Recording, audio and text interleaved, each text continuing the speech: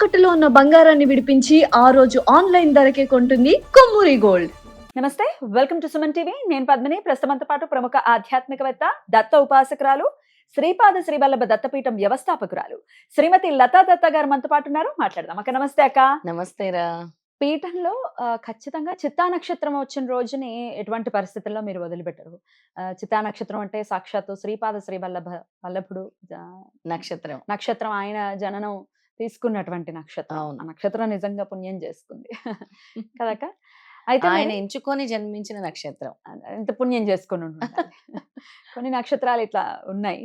Right. అయితే శ్రీపాద శ్రీవల్లభుడికి సంబంధించిన ఈ చిత్తా నక్షత్ర పూజ అనేది విశేషంగా చెప్తాను, ప్రేక్షకులు కూడా వాళ్ళు సొంతంగా కూడా చేసుకునే విధానం చెప్తాను అని చెప్పి మీరు అనడం జరిగింది. మరి దాన్ని వివరిస్తారక్క? తప్పకుండా పద్మిని. ఎప్పుడైనా సరే ఎవరైనా కూడా ఈ చిత్తా నక్షత్రం పూజ చేయటం వల్ల వాళ్ళకి కుజగ్రహ దోషాలు తొలగిపోతాయి. పెళ్లి కావాల్సిన వాళ్ళు పెళ్లి కావాలన్నా, సంతానం కావాల్సిన వాళ్ళు సంతానం కావాలన్నా, అలాగే కోర్టు సమస్యల నుంచి బయటపడాలన్నా, కుజగ్రహానికి సంబంధించిన ఎటువంటివైనా, అలాగే ఈ భూ వివాదాల్లో చిక్కుకున్న వాళ్ళైనా, లేదా భూమి ద్వారా లాభాలు రావాలనుకున్న వాళ్ళైనా, లేదా సొంతింటి కళ నెరవేరాలన్నా కూడా ఈ చిత్తా నక్షత్రం పూజ it's a star of opportunity అని అంటారు. దాని పేరే స్టార్ ఆఫ్ ఆపర్చునిటీ అన్నమాట, చిత్తా నక్షత్రం. అది శ్రీపాద శ్రీవల్లభులకి సంబంధించినటువంటి నక్షత్రం. ఎవరైతే సంవత్సరంలో 12 సార్లు వస్తుంది, 12 నెలల్లో చిత్తా నక్షత్రం, ఆ సంవత్సరం అంతా కూడా చిత్తా నక్షత్రం మొదలుపెట్టి, ఒకవేళ ఈ వైశాఖ మాసంలో చిత్తా నక్షత్రం నుంచి మొదలు పెడితే మళ్ళీ వచ్చే వైశాఖం వరకు చేయాలి. 13 అయిపోతాయి, ఎందుకంటే అధిక జ్యేష్ఠం ఉంది కాబట్టి అలా ఎక్స్ట్రా అయినా పర్వాలేదు, కానీ 12 మాత్రం కంప్లీట్ చేయాలి. 12 అంటే 3 సంఖ్య, మళ్ళీ గురు సంఖ్య వచ్చింది కదా, అందుకే 12 అని చెప్పాను అనమాట. చేయాలి. చిత్తా నక్షత్రం రోజు చక్కగా తలార స్నానం చేసి పసుపు రంగు దుస్తులు ధరించి శ్రీపాద వల్లభుని ఫోటో పెట్టుకొని స్వామికి చక్కగా గంధం బొట్టు, గంధం అంటే చాలా ఇష్టం, గంధం సమర్పిస్తే స్వామి వెంటనే మన ఇష్టకామ్యాలు నెరవేరుస్తారు. గంధం బొట్టు పెట్టి, అలాగే దీపం, పసుపు రంగు ఒత్తులతో దీపం పెట్టి, అందులో చక్కగా యాలుకలు, లవంగాలు వేయండి. సుగంధ ద్రవ్యాలంటే కూడా స్వామికి చాలా ఇష్టం. లక్ష్మీదేవికి ఏమి ఇష్టమో స్వామికి కూడా అవే ఇష్టం. అవి వేసి దీపం పెట్టుకొని పసుపు రంగు వస్త్రాలు ధరించి గోధుమ హల్వా నైవేద్యంగా చేయండి. స్వామికి చాలా ఇష్టం గోధుమ హల్వా. ఎప్పుడు కూడా వాళ్ళ అమ్మమ్మ గారు కూడా గోధుమ హల్వా చేసి పెట్టేవారు స్వామికి, నేతితో. అది కూడా గోధుమ హల్వా తయారు చేసుకొని చిత్తా నక్షత్రం రోజు కూర్చొని శ్రీపాద శ్రీవల్లభుని అష్టోత్తరముతో పూజించండి. పసుపు రంగు పుష్పాలతో అష్టోత్తరంతో. అలాగే శ్రీపాద శ్రీవల్లభుని సిద్ధమంగళ స్తోత్రం పారాయణం చేయండి. అలాగే శ్రీపాద రాజాష్టకము, శ్రీపాద వల్లభులకి సంబంధించిన స్తోత్రాలన్నీ, ఇవన్నీ మా వల్ల కాదు అని అంటే దిగంబర దిగంబర శ్రీపాద వల్లభ దిగంబర, లేదా శ్రీపాదరాజం శరణం ప్రపద్యే, ఇదైనా కానీ మీరు జపం చేసుకోవచ్చు. ఒకవేళ మాకు అలా రావట్లేదు, మాకు ఇంత స్తోత్రాలు చదవటం రాదు అనుకునే వాళ్ళకి చెప్తున్నాను. లేదంటే చక్కగా సిద్ధమంగళ స్తోత్రం అందరికీ నేర్పించాము, సిద్ధమంగళ స్తోత్రం పారాయణం చేసుకోండి 11 సార్లు చిత్తా నక్షత్రం రోజు. శ్రీపాద శ్రీవల్లభుని అష్టోత్తరము చేసుకోండి. అలాగే అష్టోత్తరంతో ఎక్కువ స్వామికి నేను ఏం చెప్తానంటే పసుపుతో చేయండి అని చెప్తాను. పసుపు అంటే చాలా ఇష్టం, పసుపు రంగుని. పసుపుతో మీరు అక్కడ కాయిన్ పెట్టుకోండి, శ్రీపాద వల్లభుని కాయిన్ ఉంటే కాయిన్ మీద పసుపుతో అష్టోత్తరం చేసుకోండి. తర్వాత స్నానం చేసే నీటిలో ఆ పసుపు వేసుకొని స్నానం చేయండి. ఆ పసుపు వేసుకొని స్నానం చేయండి. అలాగే మీ ఇంటి దగ్గర మేడి మొక్కున్నా లేదా లేకపోతే తెచ్చి పెట్టుకోండి. చిత్తా నక్షత్రం రోజు ఆ మేడి మొక్కకి పూజించండి. చక్కగా పసుపు రాయండి, గంధం రాయండి, కుంకుమ బొట్టు పెట్టండి, అక్కడ నేతి దీపం వెలిగించండి. చక్కగా 3 ప్రదక్షిణలు చేసుకోండి, చాలా ఎక్కువ అవసరం లేదు. దాన్నే శ్రీపాద వల్లభులుగా భావించండి. అలా చేయటం వల్ల కూడా మీ దోషాలు అనేవి తొలగిపోతాయి, అనుకున్న పని జరుగుతుంది. అయితే ఏటి సూతకంలో ఉన్న వాళ్ళు మరి 12 నెలలు చేయొచ్చా?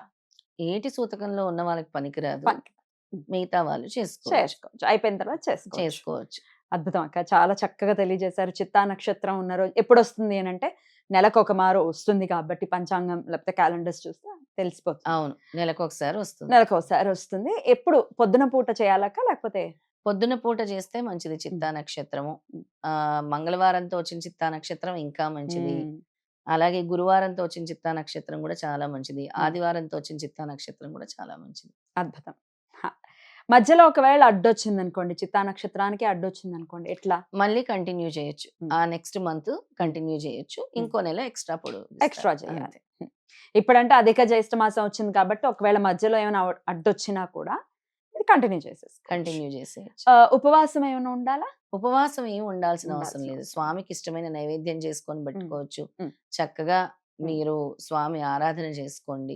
అలాగే స్వామి నామజపం చేసుకోండి. స్వామితో మాట్లాడండి. మీ యొక్క సమస్య చెప్పుకోండి. మీ యొక్క కోరిక చెప్పండి. అప్పుడు తప్పకుండా ఆ చిత్తా నక్షత్రం రోజు చేసిన పూజ వల్ల మనకుండే గ్రహ దోషాలు తొలగిపోతాయి. కుజగ్రహ దోషం అనేది తొలగిపోతుంది ప్రధానంగా. ప్రధానంగా చిత్తా నక్షత్రానికి అధిపతి కూడా కుజుడే. అందుకే కుజగ్రహ దోషాలు తొలగిపోతాయి. ఆ పూజ చేయమని స్వయంగా శ్రీపాద శ్రీవల్లభ స్వామి ఆయన చరితామృతంలో మనకు తెలియజేశారు. ఎవరైతే చిత్తా నక్షత్రం రోజు నన్ను పూజిస్తారో వాళ్ళకి కుజగ్రహ దోషాలు అనేవి తొలగిపోతాయి. వాళ్ళు ఏదైతే కోరిక కోరుతున్నారో ఆ కోరిక నెరవేరుతుంది అని కూడా స్వామి చెప్పారు. రైట్ అక్క, చాలా అద్భుతంగా తెలియజేశారు. స్వామితో చాలా కనెక్టెడ్ గా ఉంటారు.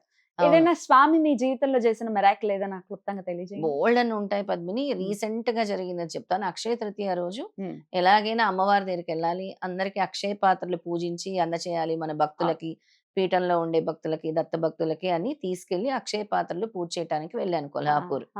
అక్షయ తృతీయ రోజు వెళ్ళాను. వెళ్తే కరెక్ట్ గా గుడికి దగ్గరకు వస్తుంటే కార్ పంచర్ అయింది. ఇదేంటి ఎప్పుడు అవ్వలేదు, అయింది అంటే అది ఆయన ప్లాన్ అని తర్వాత అర్థమైంది. అప్పుడు ఆటోలో వెళ్ళిపోయాము. నేను ఇంకొక ఇద్దరు, మాధవిను ప్రేమ అని ముగ్గురం కలిసి ఆటోలో వెళ్ళాం. నేనేమో పోట్లీ బ్యాగులు కోసం చూస్తున్నాను గుడిలోకి వెళ్ళక ముందే.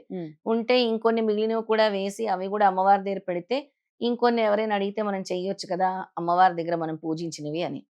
అక్కడికి వెళ్ళి అది వెతుకుతుంటే అది దొరకకుండా దత్తాత్రేయ స్వామి దొరికారు ఆ షాప్ లో. ఆయన నన్ను చూస్తున్నట్టే పిలిచినట్టే అనిపించింది. నా పక్కన ఉండి ప్రేమ చూడండి దత్తుడు ఎంత బాగున్నారు అని అంటే వెళ్ళాను. ఫస్ట్ వెనక్కి వచ్చేసాను. మళ్ళీ పిలిచారు. అంత తొందరగా కాదు కదా ఆయన లీలలు. మళ్ళీ వెనక్కి వెళ్ళాను. వెళ్ళి ఎంత ఈ విగ్రహం ఇంకా ఆయన వచ్చేస్తారు మన దగ్గరికి అని అనిపించింది. 17,000 అన్నారు. 17,000 పంచలోహాల దత్తాత్రేయ స్వామి ఎంత ఉన్నాడక్క? ఇంత ఉంటారు. అద్భుతం. 17,000 నా దగ్గర లేవు. 13,000 ఉన్నాయి బ్యాగ్ లో. నేను ప్లాన్ చేసుకోలేదు. ఆయన్ని కొనాలని రాలేదు. నా దగ్గర ఉంది. ఆయన వదిలి వెళ్ళలేకపోతున్నాను నేను. ఆయన వస్తాను అంటే 13,000 పైన వేసి ఇవ్వండి అంటే ఇచ్చాను. వెంటనే వచ్చేసారు దత్తాత్రేయ స్వామి. వచ్చిన తర్వాత గుడిలోకి వెళ్ళాం. ఆయన ఎత్తుకొని వెళ్ళాం గుడిలోకి. వెళ్ళిన తర్వాత మాతో పాటు వచ్చిన ఇద్దరు కనబడలేదు. ఎక్కడున్నారు అని వెతుకుతూ ఉంటే వాళ్ళకి ఫోన్ చేస్తే దత్తుడు గుడి దగ్గర ఉన్నాము రమ్మన్నారు. స్వామిని ఎత్తుకొని వెళ్ళాం. అంటే ముందు అమ్మవారి దర్శనానికి వెళ్ళనివ్వకుండా ఆయన పిలిపించుకున్నారు ఆయన దర్శనానికి. అక్కడ దత్తాత్రేయ స్వామి ఆలయం అమ్మవారి పక్కనే అక్కడికి భిక్షకు వస్తారనమాట. అక్కడ ఆ గుడిలో పూజారి ఉండి ఈ శ్రీపాద శ్రీవల్లభ దత్తపీఠంకి తీసుకెళ్తున్నానండి అంటే, అయ్యో దత్తుడు రావటం మీకు అక్షయ తృతీయ రోజు ఎంతటి విశేషమో తెలుసా, ఆయన రావాలనుకున్నారు మీరు అనుకోలేదని స్వామి దగ్గర పూజించి ఇచ్చారు. చక్కగా కొబ్బరికాయ అన్ని పువ్వులతో సహా తిరిగి నా ఒడిలో పెట్టారనమాట. ఇలా అందించారు. చాలా ఆనందం వేసింది.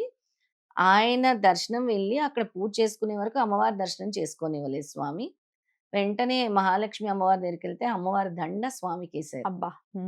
అంటే ఇదంతా కూడా ఆయన లీల.